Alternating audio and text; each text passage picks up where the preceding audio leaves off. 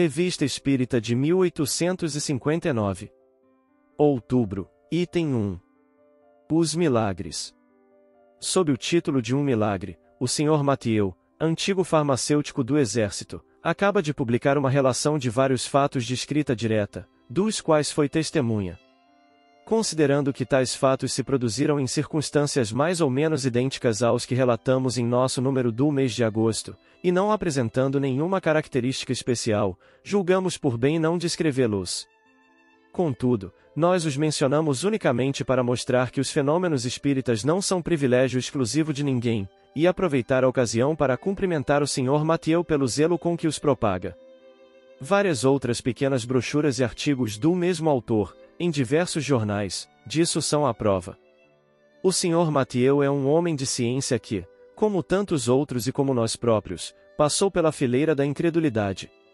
Viu-se, porém, obrigado a ceder ante a evidência, porquanto, contra os fatos é necessário depor as armas. Permitimos-nos apenas criticar o título dado à sua última publicação, não por uma questão de jogo de palavras, mas porque acreditamos que o assunto tenha certa importância e mereça um exame sério. Em sua acepção primitiva e por sua etimologia, a palavra milagre significa coisa extraordinária, coisa admirável de ver. Mas essa palavra, como tantas outras, afastou-se do sentido originário e, conforme a Academia, hoje se diz de um ato do poder divino, contrário às leis comuns da natureza. Tal é, com efeito, a sua acepção usual, e não é senão por comparação e por metáfora que se aplica às coisas vulgares que nos surpreendem e cuja causa é desconhecida. Terá o fenômeno relatado pelo Sr. Mathieu o caráter de um milagre, no verdadeiro sentido da palavra? Certamente que não. Como já dissemos, o milagre é uma derrogação das leis da natureza. Não entra de modo algum em nossa cogitação examinar se Deus julgou útil, em determinadas circunstâncias, derrogar as leis por ele mesmo estabelecidas. Nosso fim é unicamente demonstrar que o fenômeno da escrita direta, por mais extraordinário que seja, não derroga absolutamente essas leis, nem possui nenhum caráter miraculoso. O milagre não se explica, a escrita direta, ao contrário, explica-se da maneira mais racional, como vimos em nosso artigo sobre esse assunto. Não se trata, pois, de um milagre, mas de um simples fenômeno que tem sua razão de ser nas leis gerais. O milagre tem ainda um outro caráter, o de ser insólito e isolado. Ora, desde que um fato se reproduz, por assim dizer à vontade por diversas pessoas, já não pode haver um milagre. Aos olhos dos ignorantes, a ciência faz milagres todos os dias. Eis porque outrora aqueles que sabiam mais que o vulgo passavam por feiticeiros, e como se acreditava que toda a ciência viesse do diabo, eles eram queimados. Hoje, que estamos muito mais civilizados, contentamo-nos em enviá-los aos hospícios. Depois que deixamos os inventores morrer de fome, erigimos-lhes estátuas e os proclamamos benfeitores da humanidade. Mas deixemos essas tristes páginas de nossa história e voltemos ao assunto. Se um homem, que se ache realmente morto, for chamado à vida por intervenção divina, haverá verdadeiro milagre, por ser esse um fato contrário às leis da natureza. Mas, se em tal homem houver apenas aparências de morte, se lhe restar uma vitalidade latente à ciência, ou uma ação magnética, conseguir reanimá-lo, para as pessoas esclarecidas ter-se-á dado um simples fenômeno natural, mas, para o vulgo ignorante, o fato passará por miraculoso e o autor será apedrejado ou venerado, conforme o caráter das pessoas. Lance um físico, do meio de certas campinas, um papagaio elétrico e faça que o raio caia sobre uma árvore, certamente esse novo Prometeu será tido por armado de diabólico poder, e seja dito de passagem, Prometeu parece ter se antecipado singularmente a Franklin.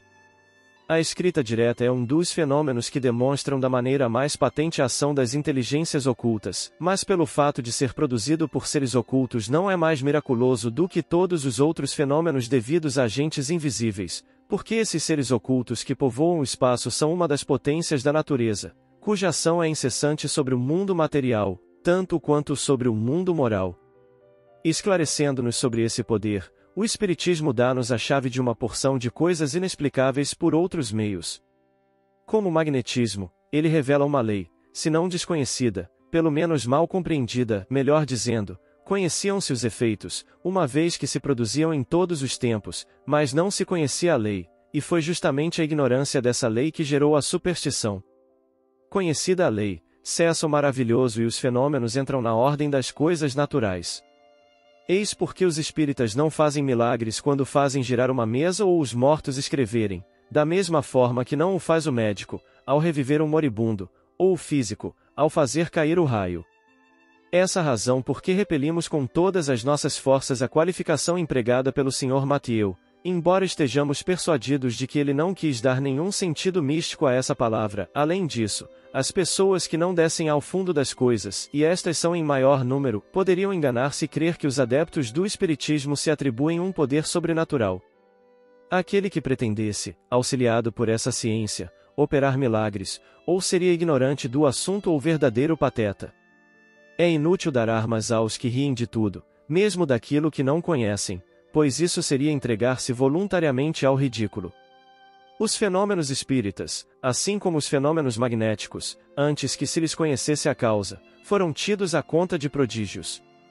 Ora, como os céticos, os espíritos fortes, isto é, aqueles que julgam deter o privilégio exclusivo da razão e do bom senso, não acreditam que uma coisa seja possível pelo fato de não a compreenderem, eis porque todos os fatos reputados prodigiosos são objeto de zombaria, e como a religião contém grande número de fatos desse gênero, nela não acreditam. Daí a incredulidade absoluta não existe senão um passo. Explicando a maioria desses fatos, o Espiritismo dá-lhes uma razão de ser.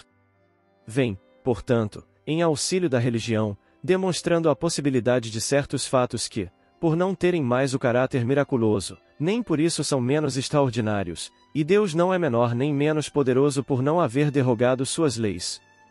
De quantas pilhérias não foram objeto as levitações de São Cupertino?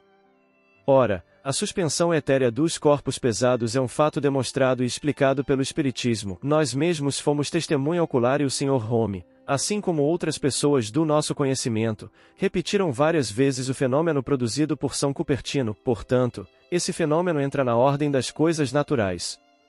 No número dos fatos desse gênero devem-se colocar em primeira linha as aparições, por serem as mais frequentes. A aparição de Salete, que divide o próprio clero, para nós nada tem de insólita.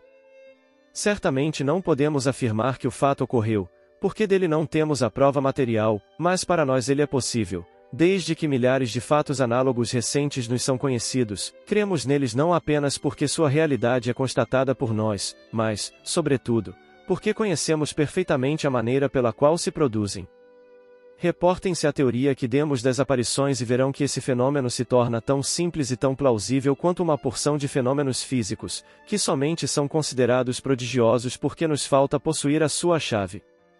Quanto à pessoa que se apresentou a Salete, é outra questão, sua identidade de modo algum está demonstrada. Constatamos apenas que ocorreu uma aparição, o resto não é da nossa competência. Nosso objetivo também não é examinar se Deus pode derrogar as suas leis ao fazer milagres, no verdadeiro sentido da palavra, trata-se de uma questão de teologia que não entra em nossas cogitações.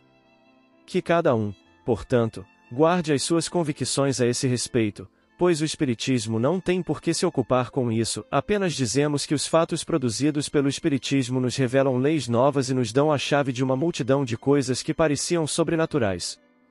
Se alguns deles, que passavam por miraculosos, encontraram uma explicação lógica e uma razão de ser no Espiritismo, é mais um motivo para não nos apressarmos em negar aquilo que não compreendemos. Certas pessoas nos criticam por expormos teorias espíritas que elas consideram prematuras. Esquecem que os fatos do Espiritismo são contestados por muitos precisamente porque parecem sair da lei comum e porque não se explicam. Dá-lhes uma base racional e a dúvida cessará. Dizei a alguém, pura e simplesmente, que expedireis um telegrama de Paris à América, recebendo a resposta em poucos minutos, e esse alguém rirá na vossa cara. Explicai o mecanismo do processo e ele acreditará, mesmo sem ver a operação. Neste século em que não se poupam as palavras, a explicação é, pois, um poderoso motivo de convicção. Assim, vemos todos os dias pessoas que não testemunharam nenhum fato, que não viram uma mesa girar, nem um médium escrever, e que se acham tão convencidas quanto nós, unicamente porque leram e compreenderam. Se não devêssemos acreditar senão naquilo que temos sob os olhos, nossas convicções se reduziriam a bem pouca coisa.